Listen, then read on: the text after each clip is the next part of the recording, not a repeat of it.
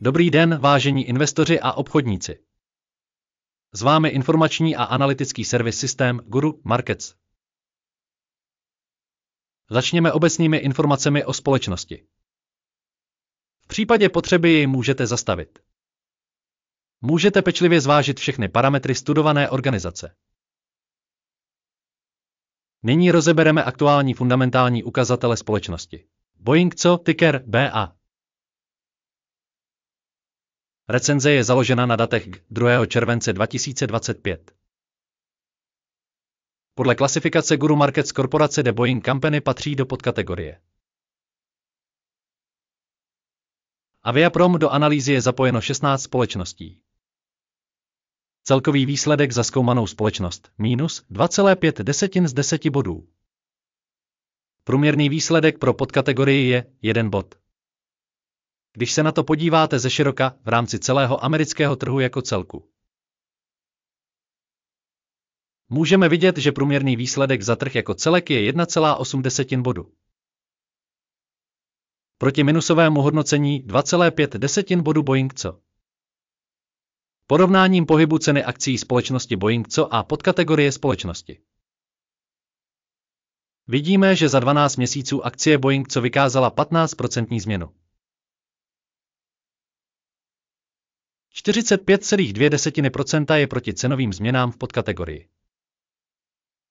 Tržní kapitalizace firmy Boeing Co v hodnotě 158,2 miliardy dolarů. S kapitalizací podkategorie 362 miliard americký dolar. Účetní hodnota společnosti je 31 miliardy dolarů. A rozvahová kapitalizace podkategorie je 13 miliard dolarů. Po porovnání podílu akciového trhu a kapitalizace rozvahy vidíme následující. Obsazený podíl The Boeing Company v podkategorii v případě hodnocení tržní kapitalizace je 43,697 %. Kapitalizace účetní hodnoty je 25,746 %. Posouzení podílu organizace na trhu a účetní hodnotě v podkategorii špatný minus 1 bod. Analyzovaná organizace nemá žádné dluhy.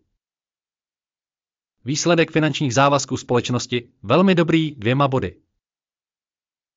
Poměr tržní hodnoty společnosti k zisku je 0.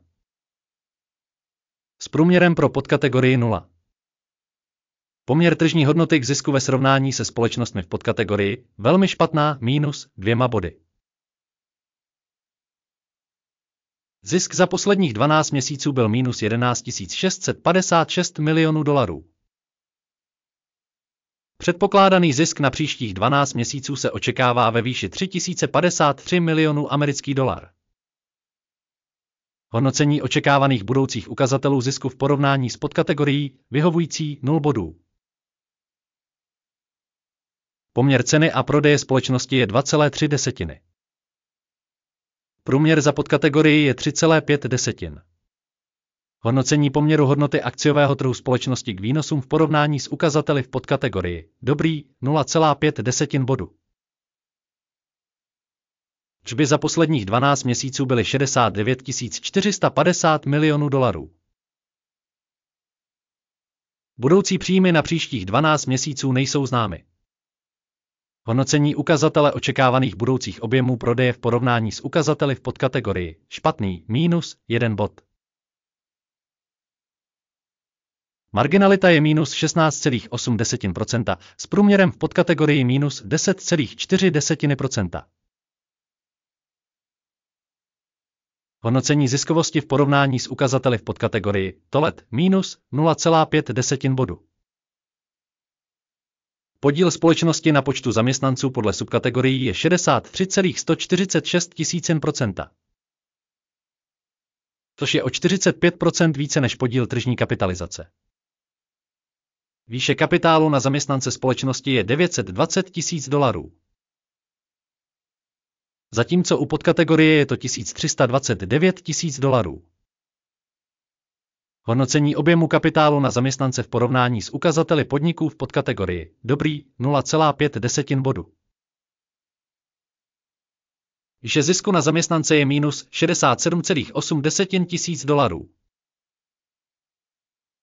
S průměrem pro podkategorii minus 39,9 tisíc dolarů. Hodnocení zisku na zaměstnance v porovnání s ukazateli firem v podkategorii TOLET minus 0,5 bodu. Objem tržeb na jednotlivého zaměstnance organizace je 404 tisíc dolarů. V podkategorii 384 tisíc dolarů.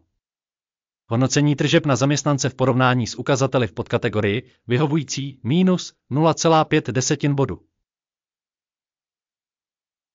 Akcie na prodej jsou 2,1% s průměrem pro podkategorii 2,8%. Technický ukazatel RSI 14 vykazuje pro společnost úroveň 58% The Boeing Company. Zatímco v podkategorii je tato úroveň přibližně 60%. Současná cena akcií společnosti se pohybuje kolem $210. Konsensuální odhad ceny akcií společnosti je kolem $226. Podívejme se na tabulku objednávek, je vám k dispozici, odkaz v připnutém komentáři.